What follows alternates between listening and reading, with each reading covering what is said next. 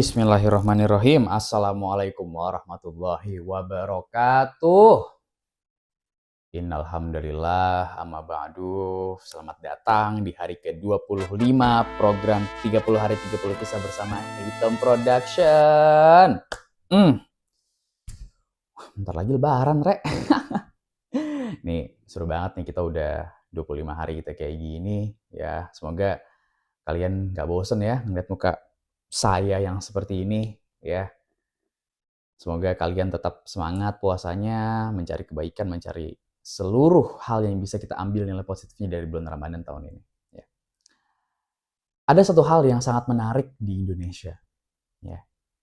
Di Indonesia itu negaranya itu dikontrol oleh pemerintah, tapi seakan-akan suara masyarakat itu adalah suara yang sangat harus diserbu dan sangat harus dibenarkan ya. Gue nggak menyalahkan hal itu. Gue menyalahkan hal itu karena gue juga menganggap bahwasanya pemerintah harus sangat mengayomi masyarakat karena unsur demokrasi ya, dari rakyat untuk rakyat itu hal yang paling penting ya.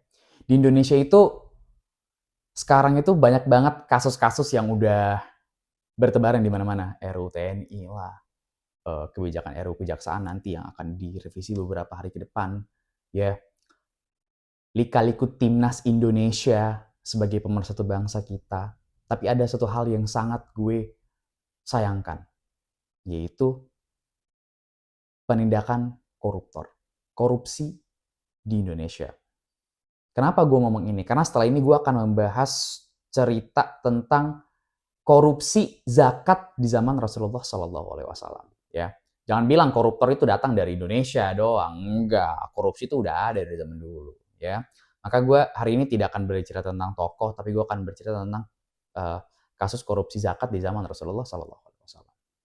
Baginda Nabi Muhammad SAW itu kan dia pribadi yang punya kasih sayang, kelembutan bagi sahabatnya, umatnya. Namun ketika ia berbicara soal prinsip menegakkan syariat Islam, maka Rasulullah akan mengambil segala sikap tegas tanpa tebang pilih sekalipun. Ya, sikap ketegasan ini ya termasuk dalam menegakkan hukum, termasuk transparansi ketika menegakkan syariat. Salah satunya zakat. Tindakan yang dilakukan oleh seorang sahabat yaitu Abdullah bin Al-Lutbiyah yang bertugas sebagai badan amil zakat atau pengambil zakat ya. Ia pernah membuat Rasulullah SAW itu marah besar ya. Kemarahan ini itu beralasan datang bahwa tidak ada tawar-menawar dalam syariat Islam. Maka dari itu terdapat pemisahan antara yang hak dan batil, serta yang menyangkut dengan kesejahteraan umat Islam. Ya. Pada peristiwa ini Rasulullah itu bahkan sampai naik ke mimbar untuk berpidato dengan kritik yang tegas terhadap Abdullah bin Al-Lutbiyah, ya, atau ya gampangnya Ibnu Al-Lutbiyah, ya, karena polemik penarikan zakat pada saat itu. Itu saking Rasulullah sangat tegas dengan apa yang dilakukan oleh Ibnu Al-Lutbiyah. Ya.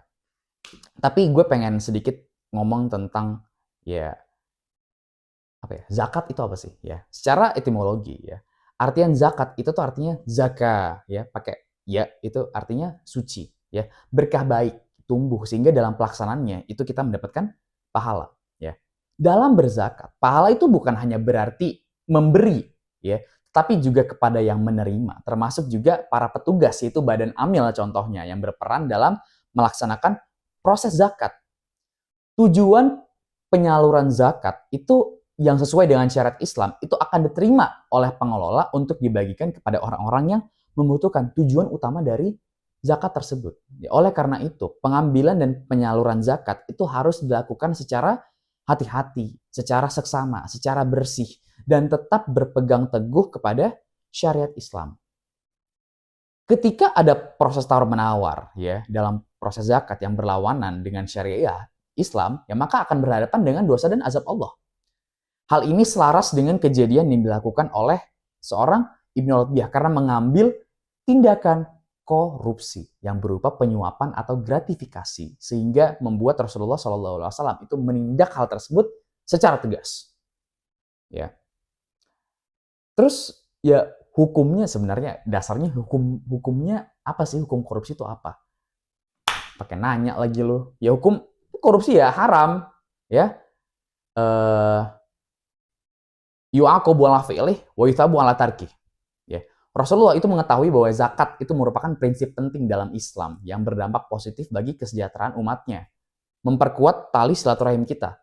Oleh karena itu, pelaksanaan zakat itu harus segera dilakukan dengan mengangkat berbagai pejabat amil zakat yang bertanggung jawab dalam pelaksanaannya. Nah, ya salah satu pejabatnya ini Abdullah bin Al-Lutbiyah atau Ibnu Al-Lutbiyah.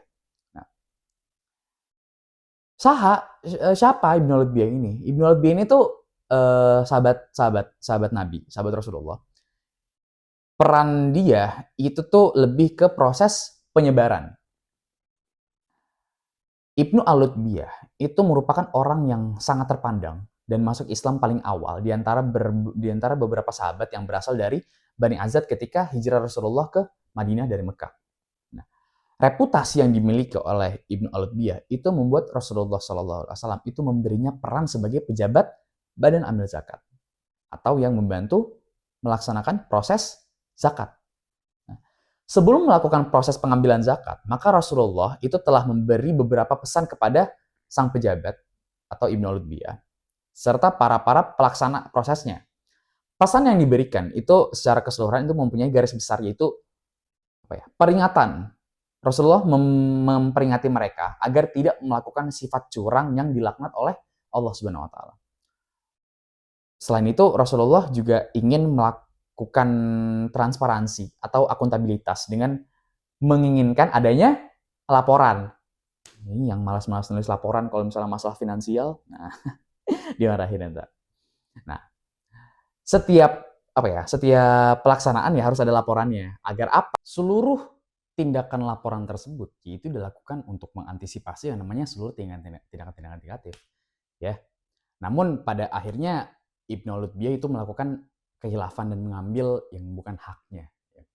Peristiwa ini dimulai pada abad ke-9 ketika Rasulullah SAW itu menginstruksikan kepada seorang Ibnu Lutbiyah untuk mengambil zakat dari salah satu suku tersohor, yaitu Bani Sulaiman yang berada di kawasan Bahrain.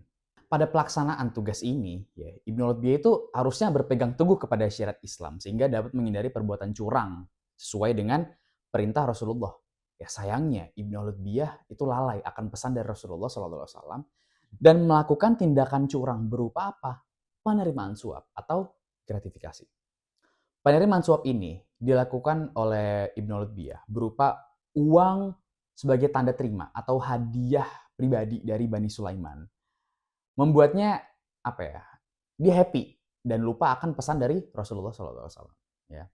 Ia langsung melaporkan hasil pemungutan zakat dan hadiah sebagai bagian dari hak kepada dirinya. Rasulullah kemudian bertanya secara halus kepada Ibnu Lutbiyah soal proses penarikan zakat tersebut. Nah, dengan uang hadiah tersebut, Rasulullah berpesan masukkan ke zakat.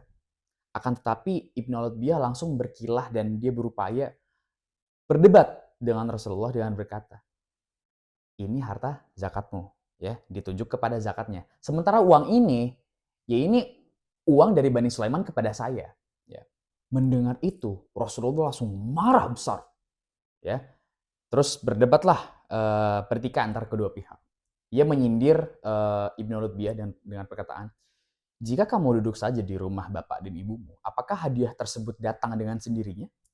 Pertanyaan Rasulullah ini itu tuh bertujuan agar Ibnu Lutbiyah sadar jika dalam mengemban amanah berupa jabatan, pengambilan hadiah, itu tuh harus dihindari.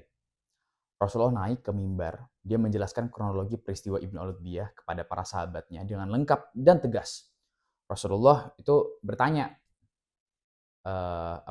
ia menyatakan, demi Allah, begitu seseorang mengambil sesuatu dari hadiah tanpa haknya, maka nanti pada hari kiamat mereka akan menemui Allah Subhanahu wa taala dengan membawa hadiah yang diambilnya tersebut. Lalu saya mengenalinya dan dia memikul di atas pundaknya, bagaikan unta yang melekik atau sapi yang meneguh. Hadis dari Rasulullah ini mengkritik keras terhadap gratifikasi atau transaksi suap menyuap dalam Islam yang masuk dalam kategori korupsi maupun hanya sebatas tindakan, maka masuk juga ke yang namanya perilaku koruptif. Ya pesan dari cerita ini apa? kita dalam melaksanakan amanah, mengambil amanah sebagai pejabat ataupun individu, kita akan dihadapi oleh berbagai macam tindakan atau berbagai macam tantangan. Obstacles will come to us. Tindakan korupsi, perilaku koruptif, dan sebagainya. Oleh karena itu, kita harus mengingat pesan dari Rasulullah agar selalu menjauhi ganjaran-ganjaran yang akan ditimbulkan dari tindakan-tindakan koruptif. Ya, pesan gue kepada teman-teman yang menonton video ini, jauhilah tindakan hal negatif tersebut. Ya, jika memang ada yang bisa kita ambil pelajarannya dari kasus yang kita telah kita lihat dan harus kita pelajari nilai negatifnya agar kita tidak melakukan hal tersebut. Ya, gimana menurut kalian tentang cerita ini? Silakan tulis pendapat kalian di kolom komentar. Gue Muhammad Tatsir, pamit undur diri. Jangan lupa follow semua akun sosial media kami di Hey Hitam Production, Hey Hitam Hub, dan Hey Booth untuk produksi foto booth kami. Kurang lebihnya mohon maaf. Follow Mufikillah Komitorik. Wassalamualaikum warahmatullahi wabarakatuh.